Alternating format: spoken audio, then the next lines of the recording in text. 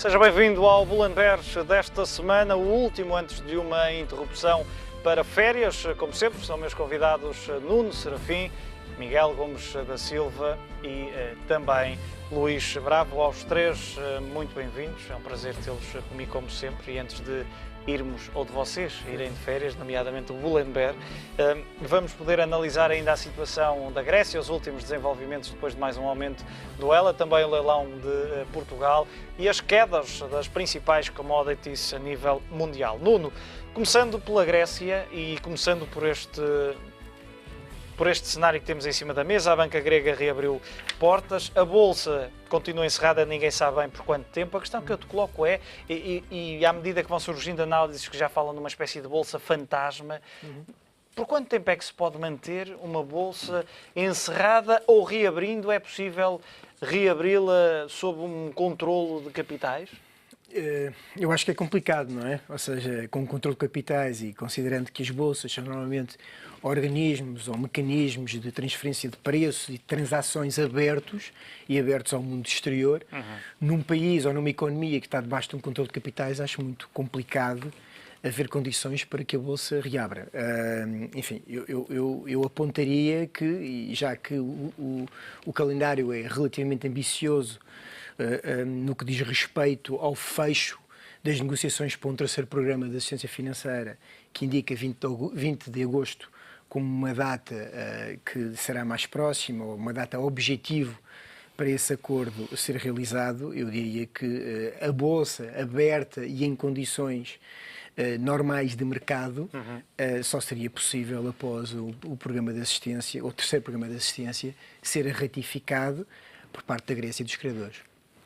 Muito bem. Miguel, olhando para esta questão da Bolsa, que me parece interessante também analisarmos, eu ontem via uma estatística que dizia que atualmente a percentagem de investidores estrangeiros presente na Bolsa grega rondará os 59%, em 2007 eram 85%, salvo erro, portanto quase 90%. Partindo-se deste cenário e da questão que colocava há pouco ao Nuno, parece que havendo uma reabertura que não seja uma reabertura considerada minimamente normal, sem limitações ao nível dos capitais, poderemos assistir a uma fuga destes investidores, pelo menos dos estrangeiros que ainda estão na Grécia? Antes de mais, é preciso desmistificar um bocadinho aqui a questão do controle de capitais no mercado de capitais.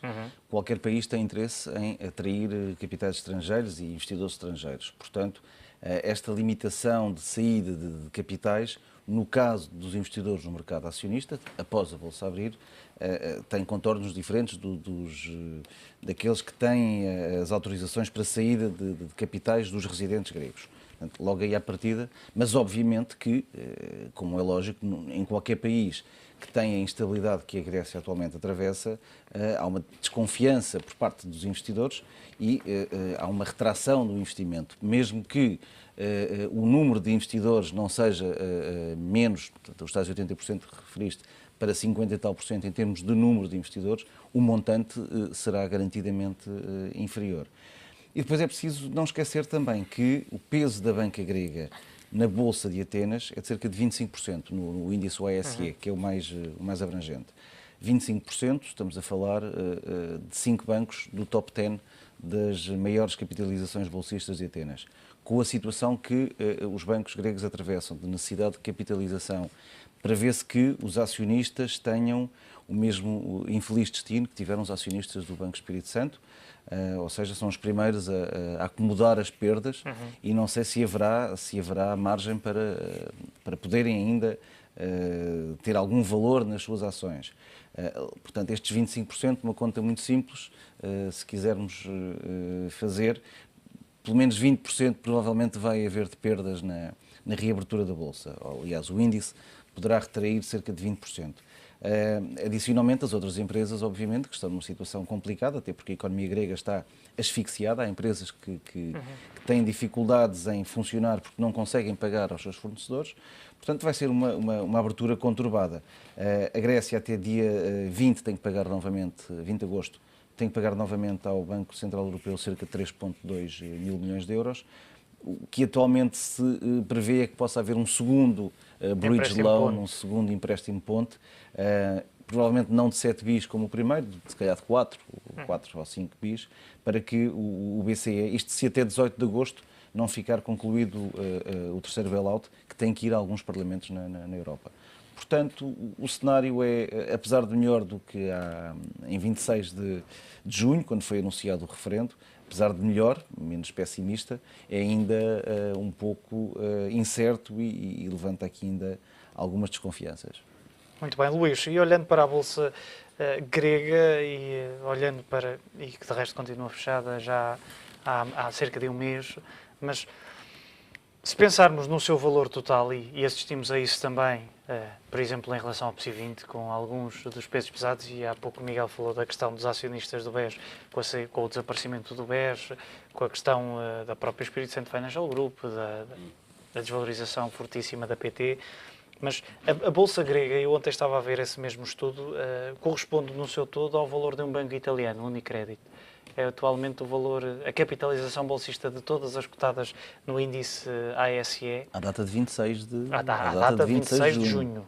Sim, foi o último dia de negociação. Sim, mas não é uma coisa muito fora do comum. Se nós repararmos bem, mercados como o português, como o grego, são mercados tradicionalmente até de pequena dimensão, dependem muito daquilo que são quer as notações de rating dos próprios países, porque isto nós pensamos que tem tudo a ver às vezes com as empresas, mas também tem a ver com a qualidade de crédito, com os mercados de obrigações, e tem a ver, obviamente, com a confiança que existe para os institucionais investirem. Portanto, isto está tudo interligado neste momento. A Bolsa portuguesa e também a Bolsa, e sobretudo a Bolsa grega, são mercados ou de investidores de muitos especuladores, ou então de interesses institucionais, mas de interesses institucionais locais.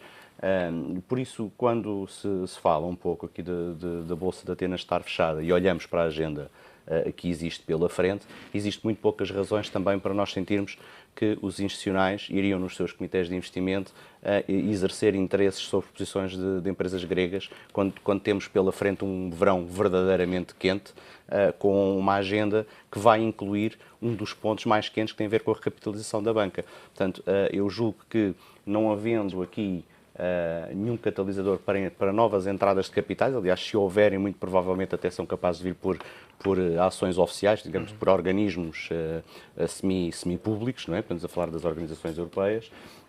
O que é natural é que estes mecanismos que eventualmente possam abrir alguma liquidez na Bolsa, muito provavelmente serão mais dedicados, se calhar, a operações fora de Bolsa, entre alguns pequenos institucionais que possam existir e também os pequenos investidores que provavelmente possam querer vender algumas posições e fazer alguma liquidez para fazer a sua gestão do dia-a-dia. Portanto, acho também um processo muito complexo, sobretudo até ao final do mês de agosto, que é onde a agenda política do país vai exercer uma enorme influência sobre aquilo que nós vamos ver nos mercados europeus, quanto mais teriam sobre uma bolsa que neste momento está extremamente fragilizada, como é E há pouco o Miguel falava e fazia já uma espécie de projeção para uma especulação para uma reabertura da Bolsa grega. Estávamos a ver precisamente o ATHEX, o índice que reúne os bancos gregos, a sua evolução desde 2007 até, e vemos ali aquele ponto mínimo já este ano, 2015, e percebemos que a banca grega tem perdido, pelo menos em capitalização bolsista, tem perdido muito do seu valor. É uma amostra daquilo que era. É perfeitamente natural, até porque no mercado onde o PIB não cresce, pelo contrário, retrai-se fortemente. As empresas não têm capacidade exportadora imediata, como nós conseguimos, de certa forma, dar a volta por essa forma. O consumo interno diminui e o turismo atualmente está na situação em que está. Eu gostava de perceber onde é que o PIB grego vai acabar o ano de 2015, não garantidamente a subir 0,5%, como as estimativas iniciais, mas provavelmente a cair 4 ou 5% ou 6%. Há pouco vi uma reportagem, nos dias recentes, daqueles cruzeiros que fazem as ilhas gregas, que normalmente nesta altura em julho estão sempre lotados, portanto não é possível alguém que chegue queira fazer um cruzeiro imediatamente, um cruzeiro naqueles barcos mais pequenos. atualmente é possível. Portanto, podemos chegar e alugar um barco facilmente porque estão muitos disponíveis. Portanto, isto indicia o que um dos principais, ou o principal contribuidor para o PIB grego, que é o turismo, está numa situação crítica e de alguma desconfiança, também porque, em termos políticos, tudo isto foi muito mal gerido. Criou-se aqui quase que uma separação de povos alemães ou nórdicos, alemães sobretudo para um lado, os gregos para o outro, e os alemães, obviamente, com algum receio, retraíram-se em ir passar férias à Grécia e optaram antes por locais como Portugal e Espanha. E em Espanha é notório, o turismo tem estado a crescer e em junho bateu, ou subiu, não sei se bateu recordes, mas pelo menos subiu fortemente face a anos anteriores. Isto, obviamente, é uma situação que a Bolsa grega espelha, acaba por espelhar, porque é natural, porque ao fim e ao cabo o que é a economia de um país é o conjunto daquilo que é produzido, da riqueza que é produzida. E esta riqueza baseia-se muito na produção das empresas. Quando as empresas não conseguem produzir e obter resultados, a Bolsa acaba por refletir. Nuno, e falando da banca grega, ou não saindo da banca grega, ela continua a subir mais 900 milhões esta semana. Vai ser este o instrumento principal para ir aguentando literalmente a banca ao longo dos próximos meses? Sim, terá que ser, pelo menos até o terceiro pacote, ou o terceiro programa de assistência ser aprovado. O terceiro pacote de assistência, em princípio, vai alocar cerca de 25 mil milhões de euros para recapitalizar, de acordo com os números que foram avançados, para recapitalizar a banca grega. O que se passa, e corroboro inteiramente a opinião do Miguel, é que provavelmente o que vai acontecer, muito certamente aquilo que irá acontecer, é que os acionistas vão perder integralmente o valor. Agora, aqui o grande problema, e não nos podemos esquecer de que ontem foi aprovado, ou foi aprovado na Assembleia Grega, a transposição da Diretiva de Resolução Bancária Europeia, e o que não nos podemos esquecer é que os dinheiros públicos, e nomeadamente o dinheiro, estes 25 mil milhões de euros, que serão alocados do Programa de Assistência para recapitalizar a banca grega, só podem, de acordo com esta nova diretiva que foi transposta da Resolução Bancária Europeia, só podem entrar efetivamente no capital dos bancos depois de 8% do outstanding ou do total dos credores júniores e séniores serem completamente bailed-in, ou seja, os credores tornam-se também acionistas e perdem o dinheiro. Aqui um dos grandes problemas, subordinados, mas o problema é que existe muito pouca dívida subordinada dos bancos gregos. O maior banco, Eurobank, tem 7 bilhões e o National Bank of Greece tem 5,7 mil milhões de euros de dívida subordinada e emitida. E, portanto, aqui temos já um primeiro problema, que é, apesar de nesta primeira fase a transposição da diretiva não prever o bail-in por parte de credores séniores, a verdade é que os credores subordinados podem não ser suficientes para fazer os 8% que terão que ser bailed-in primeiro, antes do capital público poder ser chamado. O que só em 1 de janeiro de 2016 é que a transposição dessa diretiva de resolução bancária vai permitir também que os credores séniores, e nomeadamente também os depósitos acima daquele threshold, que são os 100 mil euros que estão garantidos, também possam ser chamados a recapitalizar o banco. Portanto, temos aqui já um problema de matemática, até porque nos últimos 3 meses... Os problemas de matemática em relação à Grécia costumam ser sérios. Nos últimos 3 meses o que é que tivemos? Tivemos o conjunto ou a quantidade de crédito mal parado aumentou, portanto os ativos não performing aumentaram bastante. Tivemos uma atividade económica que, com certeza, abrandou bastante, não temos números, mas por esta via os bancos deterioraram ainda mais a sua situação. Temos que o capital e a qualidade do capital dos bancos gregos é muito pobre, aliás, mais de 50% do capital são ativos por impostos diferidos e temos que perceber, num processo de recapitalização, como é que vai ser apurada e como é que vai ser classificada esta dotação de ativos de impostos diferidos. O que quer dizer que podemos ter aqui um problema mais ou menos sério, ou seja, os 25 mil milhões podem não ser suficientes, o bail-in da dívida subordinada que existe pode não ser suficiente para prefazer os 8%, ou seja, para podermos chamar os 25 mil milhões e, portanto, temos que entrar já num mecanismo de resolução mais grave. E esse mecanismo de resolução mais grave, apesar de não haver configuração jurídica para o efeito, requer que depositantes acima de 100 mil euros, eventualmente, depositantes acima de 100 mil euros e, obviamente, ao mesmo tempo, detentores de dívida garantida ou dívida sénior, também sejam chamados a fazer o bail-in. Portanto, isto é desde logo um problema bastante complexo de resolver, o que, enfim, ainda torna mais sério aquele caso da Bolsa Grega, em que condições é que a Bolsa Grega vai ou pode ter condições para abrir, não é? E para começar a trabalhar com normalidade. A trabalhar com normalidade seguramente só depois do verão. Não estou a ver que haja condições... E só depois de estar implementado já em campo este terceiro resgate?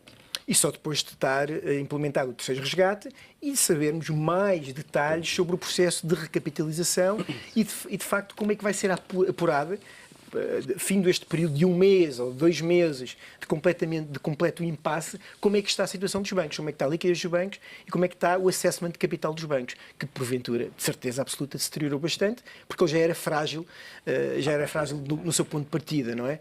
Só para termos a noção, mais de 50% do core equity tier 1 era ativos por impostos diferidos, ou seja, são coisas que na prática são etéreas, são movimentos contabilísticos que não existem, o dinheiro não está lá, não é? No caso português, eu penso que o banco que tinha maior peso no capital eram 2 pontos percentuais, portanto, muito longe daquilo que tu disseste 50%. Isso teve a ver também com o facto da Grécia, no segundo pacote de resgate, no segundo programa de resgate, ter tido um PSI, ter tido um default para investidores e para credores não públicos. E isto afetou muito a banca, quer dizer, isto dinamitou completamente o sistema financeiro e fez com que tivesse que ser criado mecanismos de suporte, enfim, mais ou menos criativos, e neste caso, vejam, os ativos por impostos diferidos, o peso que ele tem no capital. E, portanto, se eles não forem reconhecidos num processo de recapitalização, temos aqui um problema mais grave. Os 25 mil milhões podem não ser suficientes. Luís, e olhando para o ELA e para esta, e à medida que se vai aumentando o montante destes empréstimos de emergência à banca grega, vai-se esmiuçando o próprio ELA e vai-se explicando melhor como é que funciona, e que também é importante que se expliquemos aos telespectadores, que é... Tem-se falado muito no ELA do BCE, mas na prática esta ajuda é diretamente concedida pelo Banco Central da Grécia e ao entregarem outros tipos de, entre aspas, colaterais, o risco fica diretamente ligado ao Banco Central da Grécia e não ficam, outros bancos centrais da zona euro, nomeadamente, não ficam expostos a esta ajuda temporária ou esta emergência, liquidez de emergência. Sim, à partida é um problema que acaba um pouco nas autoridades europeias e, embora, como todos imaginamos, olhando para um pior cenário, haverá sempre uma fatura para colocar a todos os países que fazem parte da União Europeia, ou pelo menos que são acionistas, digamos assim, do Banco Central Europeu.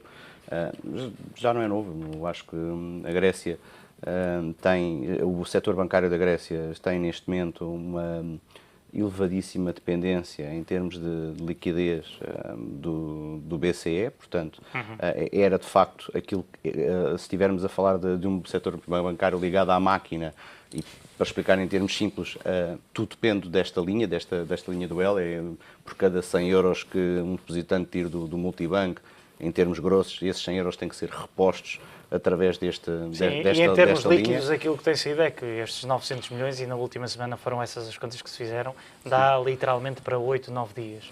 O levantamento diário rondava os 100 milhões. Mas daí se mostra a importância depois que isto tem tudo dentro do sistema. Nós falámos aqui, julgo, já nos últimos 2 ou 3 episódios dos últimos 3 programas, de todas as implicações que isto tem depois na economia real. Porque...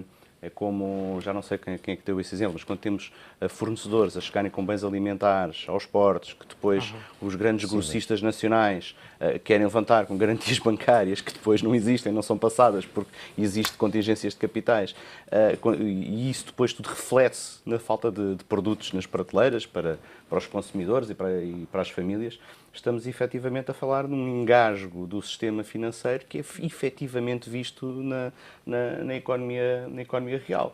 E o Nuno falava agora de cerca de da hipótese de haver, obviamente, aqui disto se manter até o final do verão. Eu diria que isto vai ser um verão, mas é o verão um pouco à portuguesa, vai ter provavelmente até outubro, porque nós estamos a falar de um programa que provavelmente vai ter custos políticos, que vai exigir, se calhar, umas eleições de clarificação em setembro, e, portanto, eu não estou a ver outra coisa senão nós, no primeiro programa da nova série de 2016, começarmos a debater de quanto mais tempo é que vai se manter os controles limitados de capital para manter alguma qualidade, digamos assim, no que diz respeito ao circuito financeiro na Grécia. Deixa-me só acrescentar aqui um aspecto em relação ao ELA.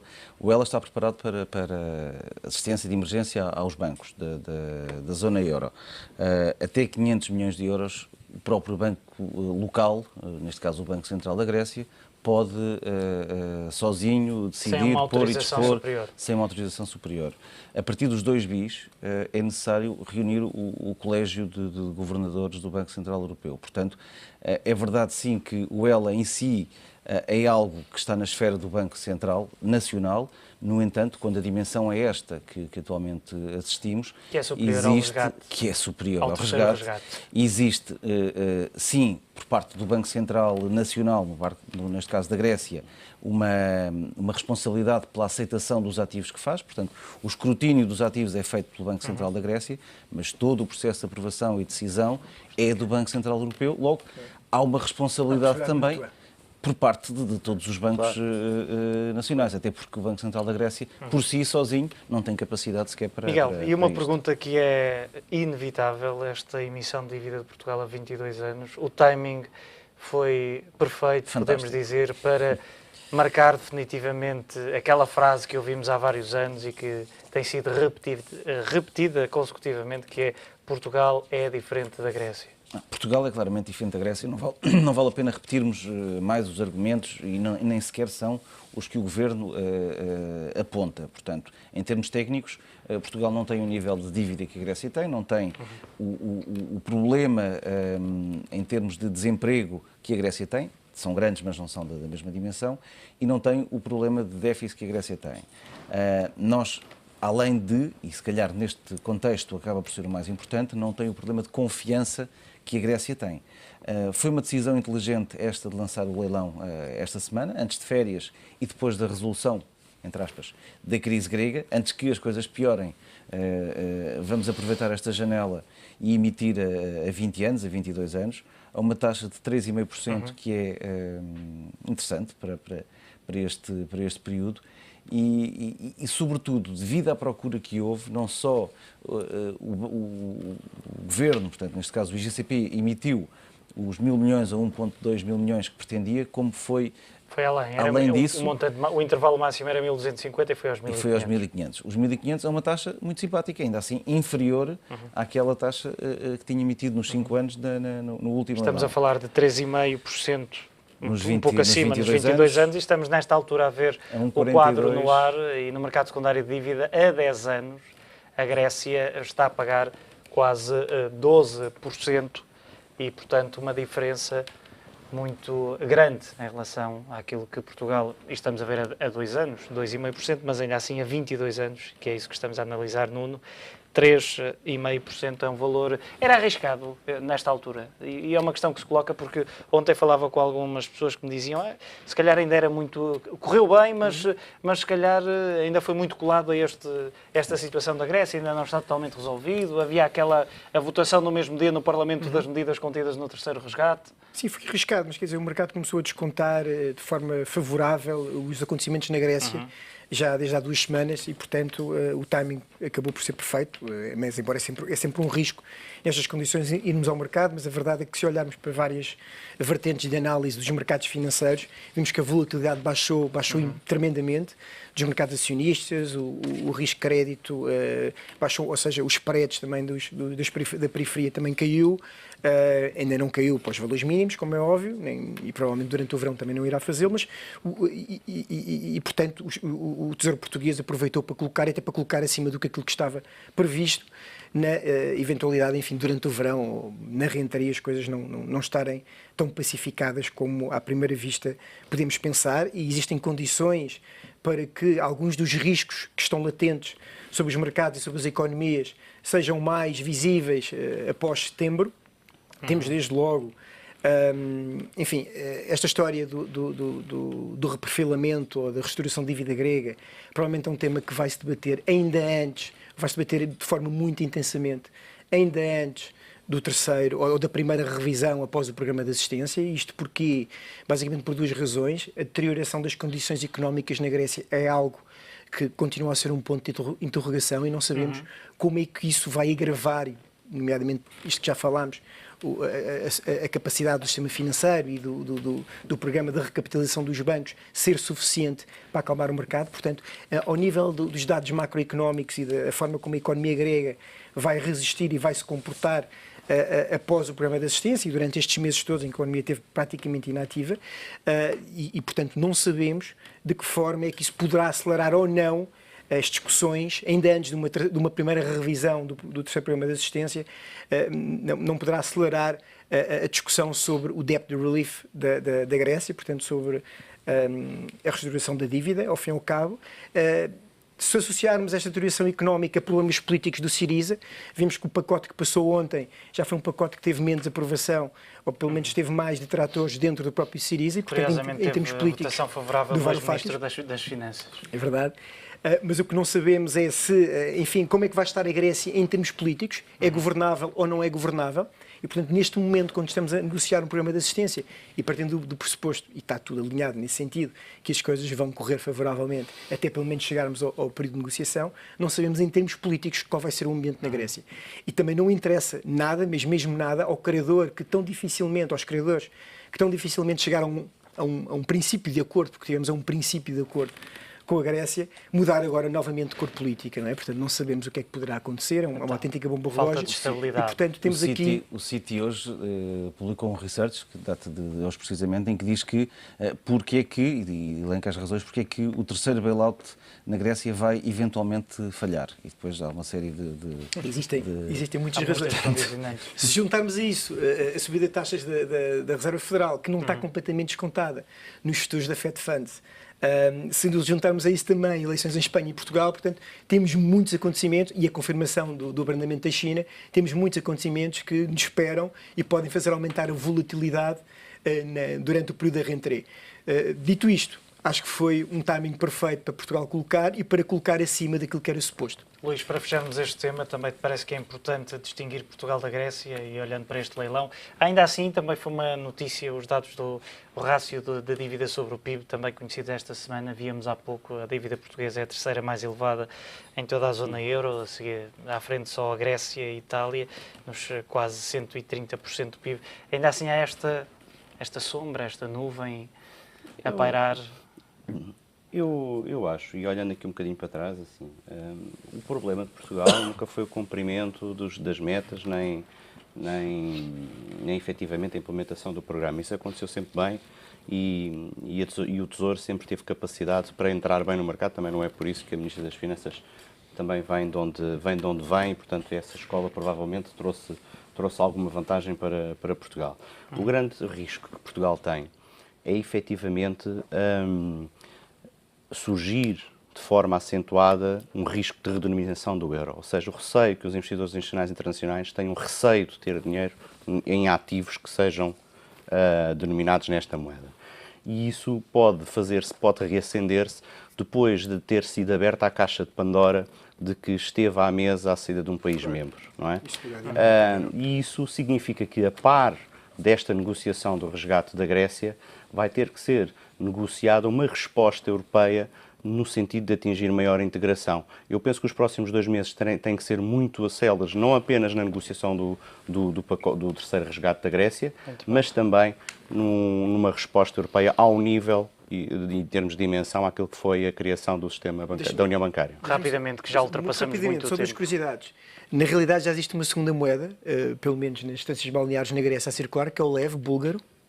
Isto é interessante quando um país da União Europeia adota, ou pelo menos os restaurantes e os hotéis aceitam o lev da Bulgária, não é? Um país que, enfim, não é referência, teve sempre problemas e foi intervencionado várias vezes pelo FMI. E outra é que os depósitos na Grécia. Os depósitos na Grécia há 5 anos atrás eram 270 mil milhões de euros. Hoje em dia são 160 mil milhões de euros. Ou seja, o sistema financeiro grego perdeu cerca de 100 mil milhões de euros, que é basicamente aquilo que está no ELA. Mas hoje em dia, o sistema financeiro, em termos de depósitos, o que existe em termos de depósitos no sistema financeiro grego é igual ao que existe no sistema financeiro português.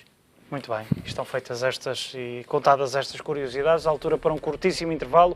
Na segunda parte olhamos para a queda dos preços das matérias-primas.